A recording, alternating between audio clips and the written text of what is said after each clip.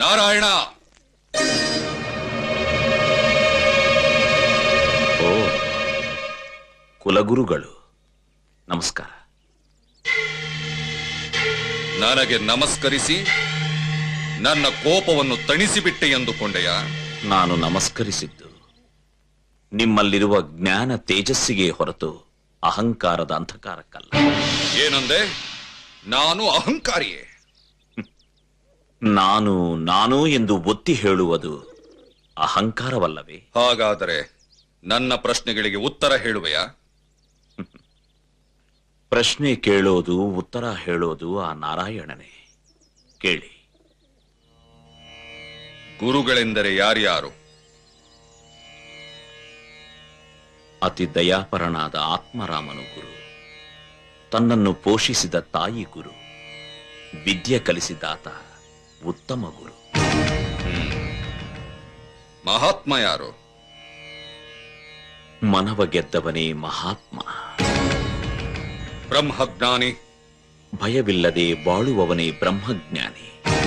ತತ್ವಜ್ಞಾನಿ ಯಾರು? ದೇಹದ ಮೋಹ ಬಿಟ್ಟವನು ತತ್ವಜ್ಞಾನಿ.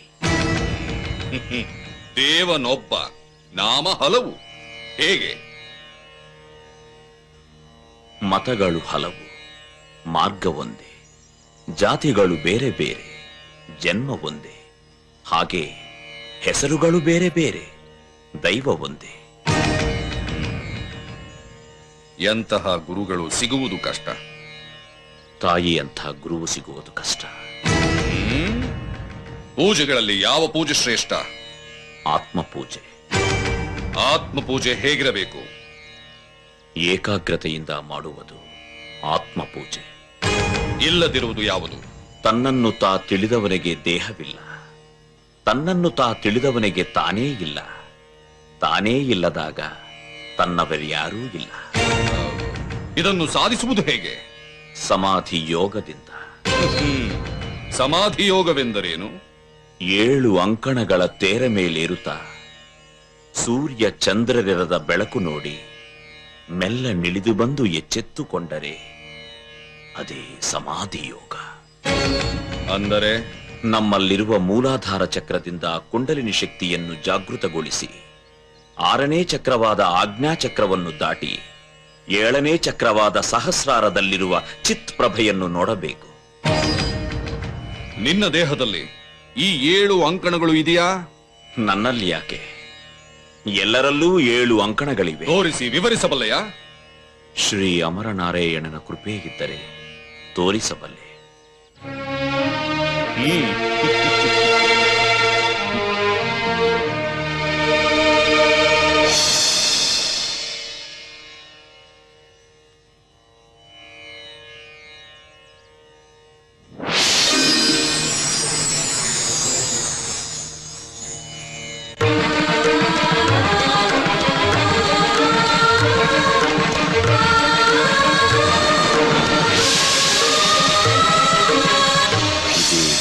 ಸ್ಥಾನ 4 ದಳ ಪದ್ಮವೇ ಮೂಲಾಧಾರ.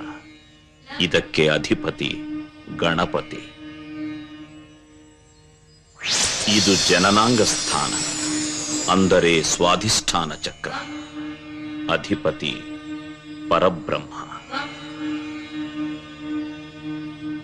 ಇದು ನಾಭಿಸ್ಥಾನ, ಅಂದರೆ ಮಣಿಪೂರಕ ಚಕ್ರ. ಅಧಿಪತಿ ವಿಷ್ಣು. ಹೃದಯದಲ್ಲಿರುವುದೇ ಅನಾಹತ ಚಕ್ರ, 12 ದಳಗಳ ಪದ್ಮ.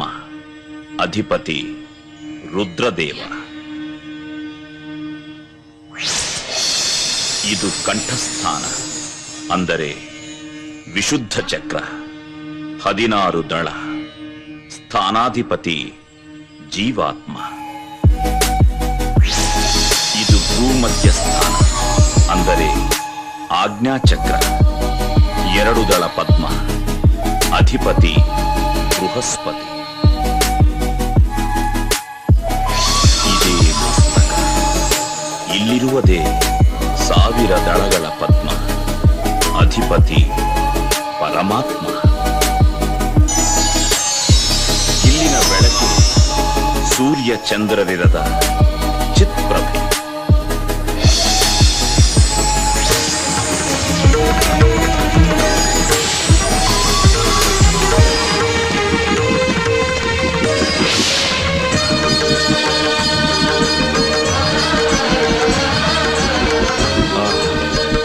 ನಾರಾಯಣ ಯೋಗಿ, ನೀವೇ ನಿಜವಾದ ಗುರು.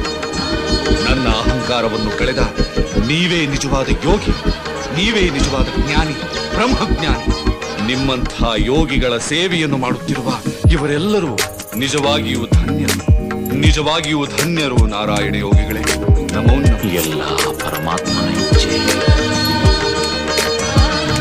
ಓಂ ನಮೋ ಹರೇ.